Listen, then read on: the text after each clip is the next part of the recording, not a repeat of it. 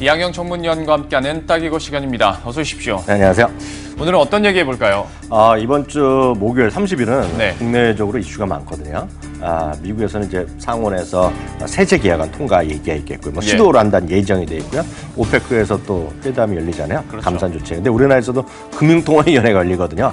금리를 과연 올릴까? 오늘 그 얘기 한번 해보도록 하겠습니다. 앞서 두 개의 이벤트는 이제 우리 시간으로 금요일에 알 수 있겠고 네. 금통위는 또 목요일에 알 수 있는 거잖아요. 네네. 그러면 그 목요일에 있는 금통위 얘기부터 해보도록 할 텐데 많은 분들이 이제 금리 인상 쪽으로 생각을 하시는 것 같아요. 어떻게 전망이 됩니까? 맞습니다. 그 전문가들이 각 언론, 머니투데이를 비롯해 대부분의 언론에서 조사를 한번 해봤더니요. 금융업계 대부분의 전문가 80%, 그러니까 10명 중에 8명은 이번에 금통에서 금리 인상할 것이다 예. 하고 있고요. 그러면 결국 기준금리는 1.25%에서 1.5%로 일단 올라가는 그런 효과가 있다라고 일단 이해하시면 되겠습니다. 왜 올리는지가 가장 중요한 거잖아요. 지금까지 왜냐하면 충분히 못 올리는 이유도 있었기 때문에 네. 어떻게 파악해 볼 수 있을까요? 맞습니다. 만약에 이번에 금리 올리면 6년 만에 가는 거가 되겠는데 이게 보면 이성태 행장, 김중세 행장 그리고 이주열 행장이 되겠는데요. 한 번도 올린 적이 없거든요. 그러니까 이제 올릴 찬스 말씀드렸다시피 1월은 이제 1월에 대한 연초 그리고 2월이면 3월, 2월이면 또 설날 그러다 보니 3월 말에 이제 이주열 총재가 퇴임하거든요. 예. 그러니까 임기가 끝나기 때문에 이거를 좀 가능성이 있다라고들 많이들 예측했는데 그건 이제 시기적인 특성일 뿐이겠고요.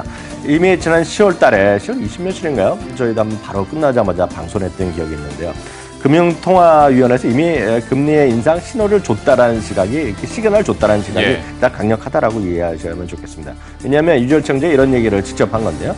역대 최저 수준이 1.25%의 기준금리를 조정할 수 있는 경기 여건이 마련됐다라는 어떤 의사를 표현한 거 되겠는데 예. 이게 뭐냐면 정확히는 금년 성장률을 3.0%로 높였고요. 물가 상승률도 중기 목표치에 부합하는 2% 예상한다는 것이고 경기 여건이 금융 완화 정도로 줄여날 때는 성숙했다라는 의미 자체가 이걸 애들로 표현한 거고 이거는 결국 문자 그대로 해석하면 이제 금리를 올릴 때가 됐다라는 시그널을 줬다는 얘기가 되겠고 이것은 우리 많은 분들이 이제 미국의 금융위원회, 미국의 죄송합니다 FOMC 이런 회의의 결과 항상 얘기 보면 FOMC 항상 얘기한 멘트는 결국 다음번에 금리를 올려야 할지 내릴지를 시그널이 이미 충분히 주고 있다는 시각을 많이 해석하는 분이 많거든요. 그래서 회의 기록이나 이런 거 보면 그렇기 때문에 이번에 지난번에 금융통화위원회도 결국 우리나라 국민들한테 관계자들한테 금리를 올릴 것이다 라는 시그널을 줬다는 해석이 여전히 강하고 여기에 보면 이번 목요일 날 금리 올릴 가능성이 저 자신도 일단 80%에 묻어가고 싶다 이렇게 말씀드리고 싶네요. 그러니까 어떤 국내 사정이나 이주열 총재의 워딩을 떠나서라도 네. 미국과의 금리 역전 때문에서라도 우리가 가만히 있을 수는 없는 거고 얘기를 네. 해주신 것처럼 뭐 여는 총재들도 그렇고요. 향후 이제 차기 연준 의장 같은 경우에도 계속해서 어떤 스탠스 자체는 미국은 금리 올리겠다는 거잖아요. 네네, 맞습니다. 우리도 가만히 있을 수는 없는 거 아니겠어요? 맞습니다. 우리나라 이제 내부적으로 들어간 거 먼저 좀 말씀드리면 우리나라가 지금 경제 성장률이 2014년 이후 거의 3년 만인가요? 13% 진입이 확실시 되는 거라고 보셔야 되겠고요. 네.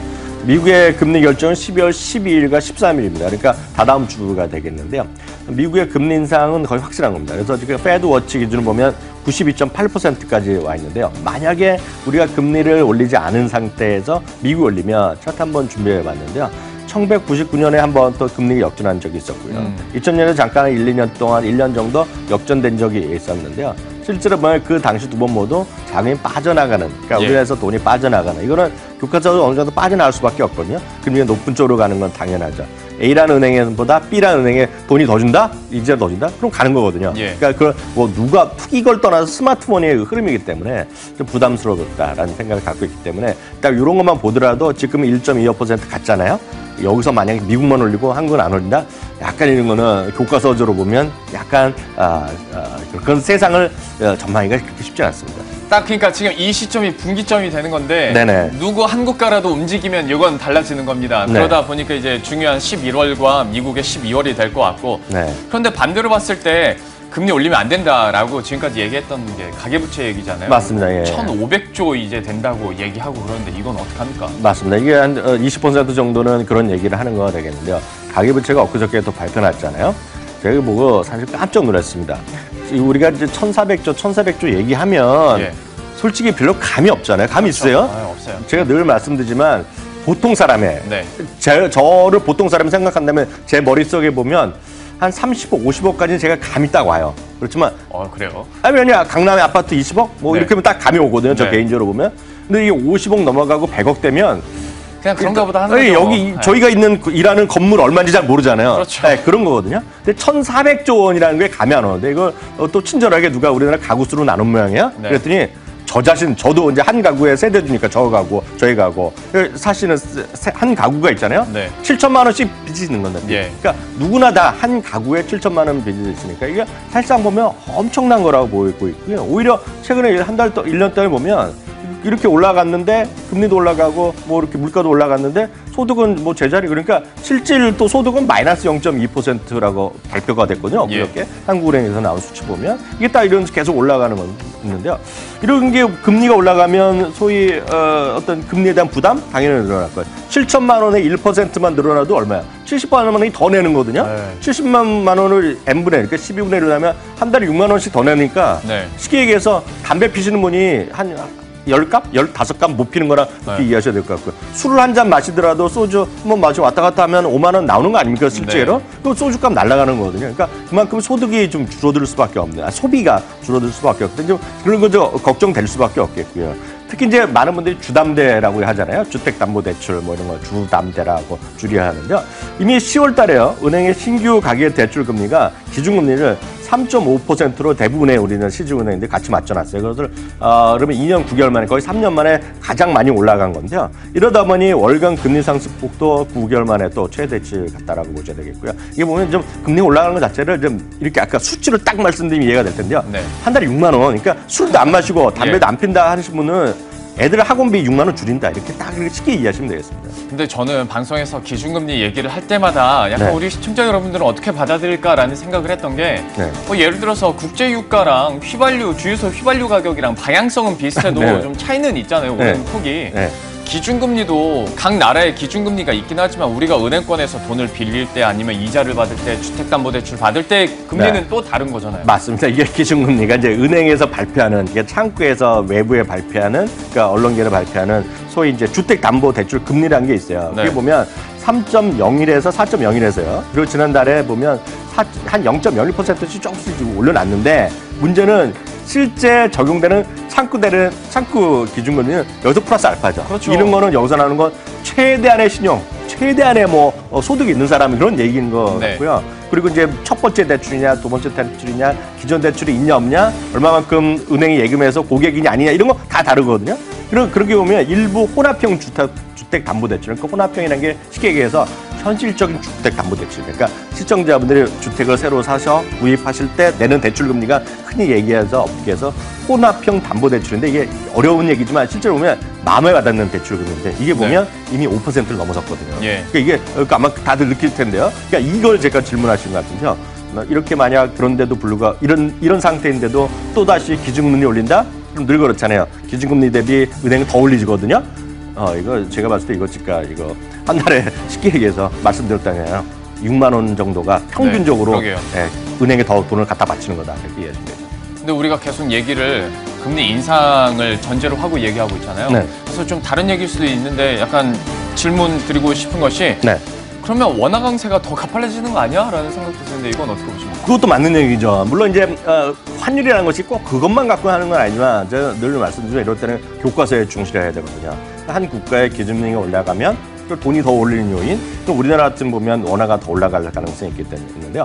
실제로 좋은 질문을 하셨는데 저는 지금 시장을 위협하는 큰 요인 중에 하나가 사람들이 간과하고 있는데 저는 환율이라고 큰 효과를 있다라고 보고 있는데요. 예. 특히 이제 이거는 초등학생도 다 아는 얘기잖아요. 대한민국은 뭐 땅덩어리도 작고 원자재가 없기 때문에 다 결국 수출로 먹고 사는 나라 아닙니까? 그래도 소비를 계속 확산시키려고 그러지만 이게 현실적으로 앞서 말씀드렸다시피 실질 소득시 마이너스 나고요. 네. 그러니까 은행 금리 돈을 더 갖다 바쳐야 그렇죠. 되는 쓸 돈이 적어지는 건데. 여하튼 원화 강세는 4분기의 어떤 증시의 리스크 요인이라는 생각 갖고 있는데 제가 찾아봤어요.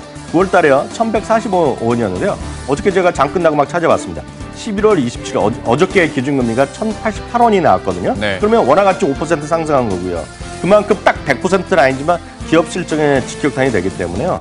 저는 어저께 잠깐 말씀드리면 삼성전자가 대표적인 우리나라 수출 기업이거든요. 네. 삼성전자도 많은 사람들이 모건스탠을 얘기하지만 저는 오히려 그거보다 더 중요한 것은 이런 거다라는 생각 갖고 있습니다. 예를 들어서 그나마 잘 한번 생각해 보세요. 삼성전자나 SK는 그나마 지금 경쟁력이 있는데요. 현대자동차는 어떻게 하겠냐는 거죠. 네. 현대자동차가 지금 5% 정도 환율 더 내려가면 그만큼 이익이 줄어들면 방법은 두 가지밖에 없거든요. 미국의 자동차 값을 올리든지 아니면 자기 안고 떨어지는 거거든요. 네. 그럼 올릴 가격은 별로 여러분 생각하면 쉽지 않거든요. 그래서 현대자동차 안고 떨어지는 거죠. 지금 그만큼 손해보는.